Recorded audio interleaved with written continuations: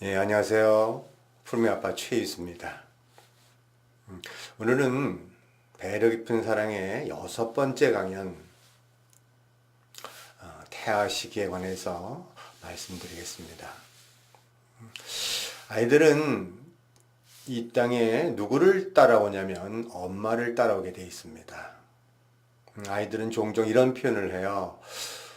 저 별 어딘가에 있다가 엄마를 보니까 엄마가 너무 좋아서 그래서 엄마를 따라 이 땅에 왔다라는 그런 영적인 표현들을 아이들은 합니다. 그래서 아이들이 이렇게 아이를 임신해서 아이를 이제 이렇게 기르는 과정 속에 정말 이 태아 시기에 해줘야 될 가장 중요한 게 뭐냐면 네가 나한테 내 자식으로 왔을 때 그것이 얼마나 기뻤고 얼마나 행복했는지, 네가 내 자식으로 태어나서 엄마는 너무너무 기쁘고 행복했단다. 그리고 너를 있는 그대로 존재 그 자체로 사랑한단다. 너를 환영한단다. 아이들은 이 말을 듣고 싶어 합니다. 만일 어린 시절에 부모가 이걸 몰라서 이런 환영의 말과 그 따뜻한 이렇게 기다림, 그리고 그 기쁨, 그 행복을 표현해 주지 않으면, 그런 걸 듣지 못했다 그러면, 나중에, 성장하는 과정 속에서 그때 그 환영을 다시 받아야 되는, 그리고 그런 말을 들었을 때, 눈물이 나옵니다. 그리고 이런 환영에 관한 것이 완전히 마음으로 받아들일 때까지 오랜 시간 동안 울어야 되는, 그러면서 치유되는 그런 시간들을 거쳐가더라는 거죠. 태아 시기에 가장 중요한 것이 뭐냐면 존재로 환영하라. 존재로 환영하라. 근데 부모가 이거를 모를 수 있습니다. 예를 들어서 혼전 임신이 됐다라고 하면 아이가 생겼는지도 모르잖아요. 그리고 이 문화상에서 혼전 임신이 되면 굉장히 이렇게 부끄러워합니다. 내가 아이를 가진 것에 대한 이렇게 부끄러운 마음이 있기 때문에. 그런데 참 엄마의 그 마음은 아이한테 바로 엄마의 몸을 통해서 바로 전달됩니다. 만일 이렇게 엄마가 환영하지 않고 부끄러워한다면 아이는 그 잘못을 엄마한테 돌리지는 않습니다. 내가 너무 일찍 와서 엄마가 너무 힘들어. 내가 만일 생을 얻어서 태어난다면 나는 엄마를 위로하고 엄마의 정서적인 어떤 그런 그 모든 정서를 채워주고 정말 착한 아이가 돼서 엄마를 행복하게 해줄 거야. 이런 마음을 갖습니다. 그래서 엄마를 위로하느라고 생의 모든 부분들을 다 쏟게 돼 있어요. 그렇게 되면은 자신이 누구인지는 잘 모르게 되는, 자신이 뭘 좋아하는지 싫어하는지, 물론 다른 사람들의 이 감정의 흐름은 너무너무 정확하게 알 수 있는데 자신의 감정이 어떻게 흘러가는지에 대해서는 잘 모르고, 그런 면에서는 뭔가 자신이 뭘 좋아하는지 싫어하는지를 모르기 때문에, 자신이 욕구가 뭔지도 모르기 때문에 결정장애를 갖는 경우가 굉장히 많습니다. 아이를 부끄러워하는 엄마의 마음속에서, 물론 엄마의 일부러 그러겠습니까? 몰라서 그랬지만 그것이 엄마의 몸을 통해서 아이한테 전달된다라는 거. 만일 이런 느낌을 가진 아이들은 정말 엄마를 위해서 모든 걸 다 하지만, 그러나 그 마음속에서는 또 한 뭐가 있냐면, 내가 엄마가 환영하지도 않았는데 내가 이 땅에 왔어. 내가 담을 넘었어 라는 그런 마음을 가지고 있습니다. 이 담을 넘었다는 그 단어, 부모가 환영해 주지 않으면 아이는 이 땅에 올 수가 없습니다.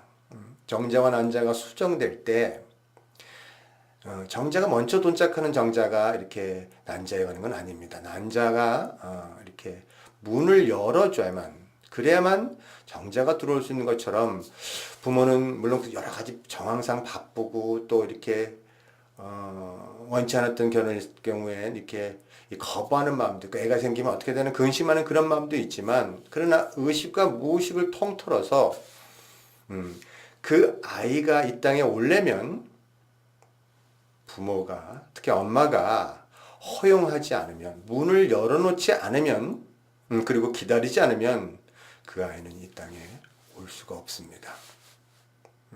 이게 근원 안에 담을 넘었다는 이 마음 자체가 이게 삶을 살면서 굉장히 큰 영향을 미칩니다. 이 안에는 죄의식이 있습니다.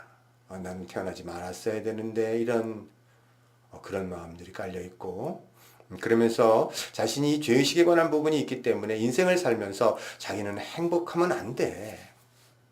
자기한테 좋은 게 오면 안 돼. 이런 마음이 아주 근원 깊은 곳에 이 의식상에서는 이렇게 생각에서는 뭐 불행할 게 아무것도 없는데 그런데 정말 진짜 자기한테 좋은 일이 오면 마지막 순간에 뒤집어 엎어버리고 아주 무의식 깊은 곳에 나는 행복해서는 안 된다. 나는 죄인인데 어떻게 행복할 수 있어?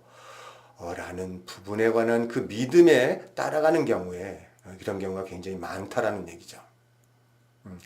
만일 이렇게 계속 이런 계속 좋은 일만 있으면 뒤집어 버리고 좋은만 있으면 뒤집어 버리면 혹시 근원 안에 자신의 근원 안에 이 태아 시절에 환영받았는지에 대한 이 부분들을 한번 짚어볼 필요가 있습니다. 아이들은요, 이 죄의식이라는 단어 이것이 굉장히 어린 시절 아주 깊은 곳 안에서 이렇게 출발하고 있다는 걸 모릅니다. 그런데 엄마가 환영을 안 해주면 아이들은 이 칼을 들고 우리 칼이란 표현을 쓰는데 이 분노에 관한 마음들 물론 분노를 표현하면 당연히 생을 얻을 수 없기 때문에 분노를 감춥니다. 자신이 감추는 조차도 감지하지 못합니다. 그래서 이 칼을 어딘가에 감춘다라는 이런 뜻은요. 어떤 표현이냐면 내가 행복해지지 않을 거야. 이런 표현입니다. 그래서 엄마한테 기쁨을 주지 않을 거야. 내가 불행해서 어떻게 보면 내가 나 자신에 대한 내가 지금 담을 넘어왔기 때문에 그러나 환영받지 않았기 때문에 나 자신을 행복하게는 안 해서 그래서 엄마한테 기쁨을 주지 않을 거야. 이렇게 저항하고 엄마를 의식에서는 엄마를 돌보려 하지만 그러나 무의식에서는 같이 함께 기뻐할 수 있는 내가 사랑이 되고 내가 행복이 돼서 엄마도 함께 기뻐할 수 있는 그 기회를 아주 깊은 곳에서 이거를 우리는 뭐라고 표현하냐면 에고라고 표현합니다. 에고. 나 자신이 또 프리미키 교육에서는 이거를 내적 불행이라고 표현하기도 합니다. 내적 불행이라는 건 뭐냐면 아이는 이 세상에 태어날 때 굉장히 엄마가 나를 사랑할 것이라는 그 믿음을 갖고 이 땅에 태어납니다. 근데 엄마가 몰라서 그래서 야단도 치고 매를 들고 화장도 하지 않고 그러면 그때 느꼈던 그 감정이 사실은 이게 어른들이 볼 때는 행복이 아닌데 아이들 입장에서는 그것도 우리 부모가 나한테 특히 엄마가 나한테 그걸 일부러 준 거라고 생각했기 때문에 그것을 사랑이라고 착각을 하고 그것이 몸에 기억하고 있다가 훗날 진짜 행복이 왔을 때 그건 행복이 굉장히 낯설잖아요. 그래서 진짜 행복이 오면 그것을 밀어내 버리고 엄마가 어린 시절에 나한테 줬던 것에 관한 그 불행의 감정, 행복이라고 착각했던 그 불행을 끝끝내 추구해 가는 것, 이것을 내적 불행이라고 부릅니다. 어린아이가 일찍 왔어도 혼전 임신이 됐더라도 그 아이를 환영해 줘야 된다라는 거, 그 생명이 이 땅에 왔음에 관한 부분들에 대한 그 환영, 그 나하고 그 굉장한 인연을 통해서 나에게 왔음에 대한 내 존재에 대한 그 사랑, 그것을 어떤 경우에도 아이들한테 표현해 주라는 것. 그리고요, 또 한 가지는, 이래서, 아이를 가졌을 때, 이 남녀 차별에 관해서, 그러니까, 예를 들어서, 아들을 원하는 집에서 딸로 태어났다. 원래 존재는 남자와 여자란 그런 차이가 없습니다. 그런데, 이게 우리 이 사회 문화 중에서는, 이 되게 아들을 원했던 그런 집에서 태어난다 그러면 아이들은 바로 그걸 감지합니다. 아마 뱃속에서부터 아들 노릇을 하려 할 겁니다. 그래서 그런 집에서 태어난 이렇게 그 여자들은 나중에 이렇게 자라는 걸 가만 보면은요, 굉장히 이 남성성을 발달시키는, 그 집안에서 보면 꼭 이게 분명히 여잔데, 물론 이렇게 성별은 여잔데, 그러나 하는 행동들을 보면 꼭 남자처럼 행동합니다.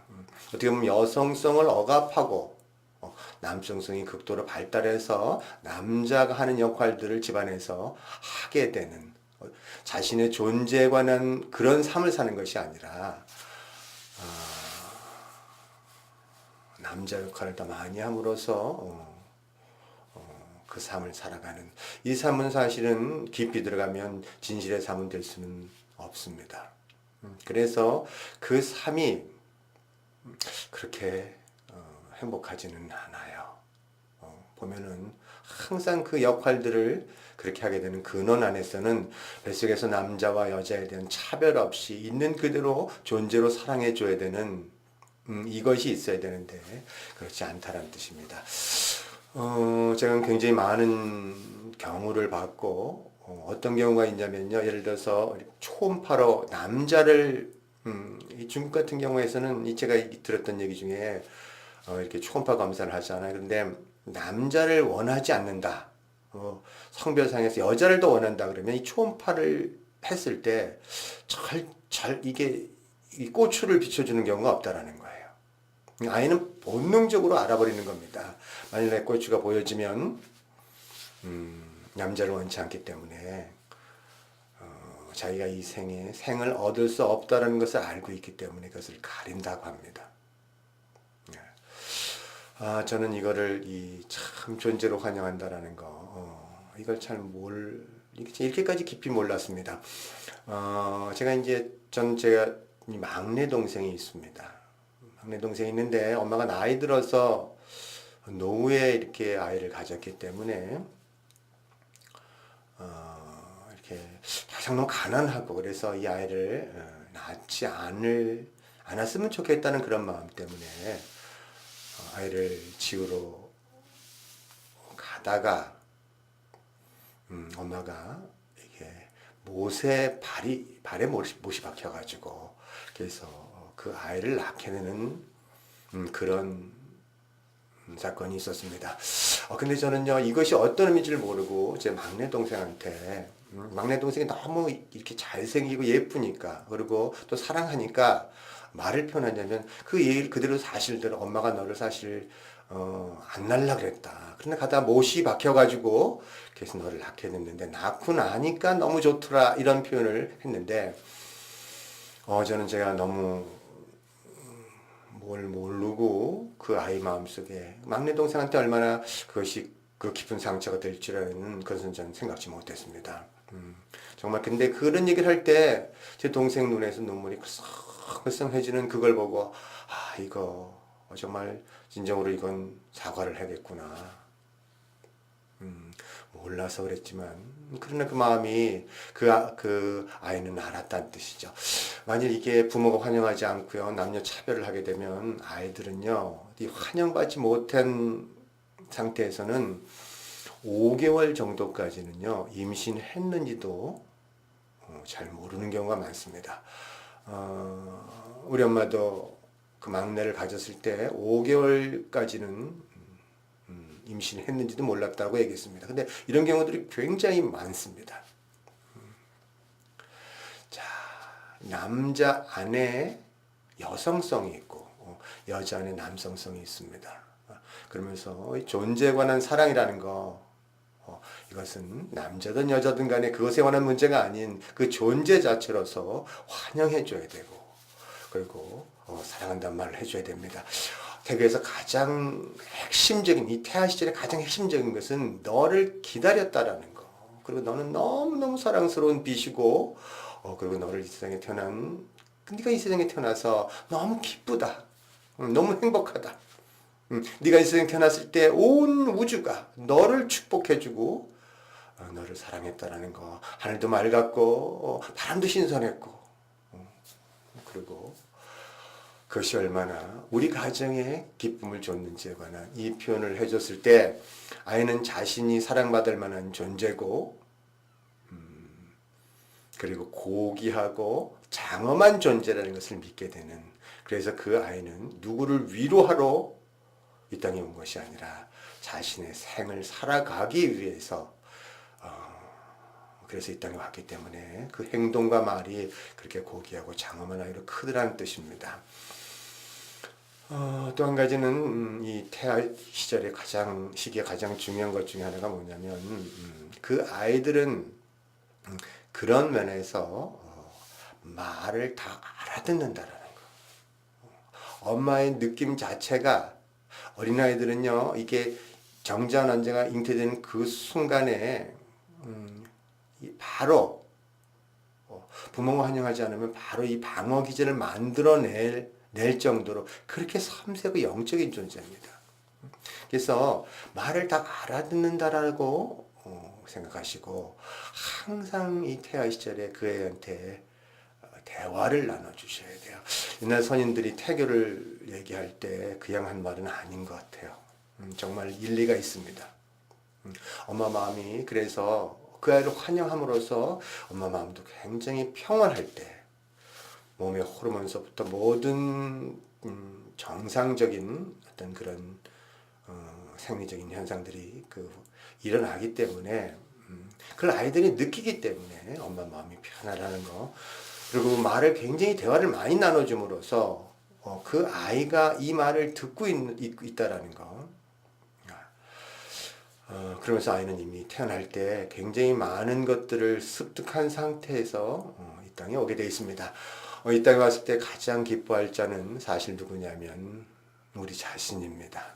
그렇게 기다렸던 생을 얻었기 때문에 우리는 우리의 생일, 누가 우리의 생일을 축하해 줄 것이 아니라 우리 자신이 이 생에 왔음에 대한 그 축하를 우리 자신한테 스스로 해줘야 된다는 얘기죠. 사실 저희 부부는 이렇게까지 깊이 알고 푸르미를 낳은 것은 아닙니다. 그러나 저는 푸르미 엄마하고 이렇게 연애를 할 때, 사실 연애할 때 제가 태아는 모두 천재다라는 책을 읽었습니다.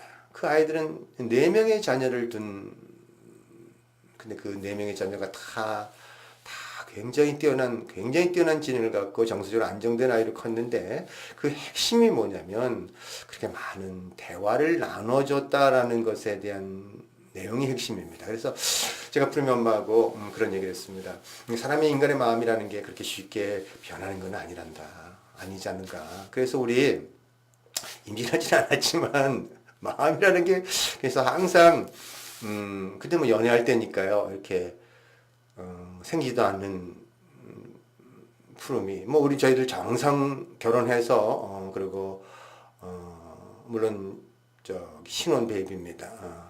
하지만 정말 화정해졌고 정상적인 과정을 통해서 하여튼 어떻든 간에 예.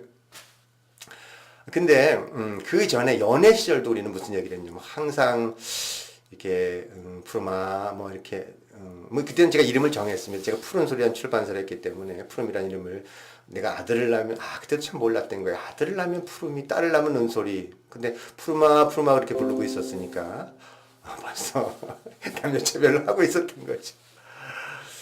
하여튼 깨달음이라는 게 어쨌든 간에 푸름이 아들로 낳았습니다. 그런데 푸름아, 엄마 아빠가 너를 낳으면 너무너무 환영할 거단다. 내가 너 태어나면 너무너무 사랑해 줄 거야. 네 이름이 뭐냐면 푸름이란다. 이렇게 뭐 이렇게. 그리고 이제 뭐 연애하다 알콩달콩 하잖아요. 그리고 푸름아도 탁구를 굉장히 좋아하니까 탁구 칠 때 저 항상 했던 대화가 이렇게 이 아이가 이렇게 생기던 아이 두고 뭐 탁구를 치면 어떻게 칠 거다 뭐 예를 들어서 뭐 화가 좀 이렇게 좀 화가 나면 야 내가 스매싱으로 들어간다 그러면 푸른마는 뭐 쇼트로 막지 뭐 이렇게 들어가면서 푸미를 주제로 해서 푸르마 너 태어나면은 엄마 아빠 탁구 너 이렇게 그랬는지 그 얘기를 듣다가 처제가 그게 물어보는 거예요. 언니 임신했냐고. 아주 조용히 사랑받고 태어났습니다. 여러분 자녀들 정말 있는 그대로 존재로 사랑해 주세요.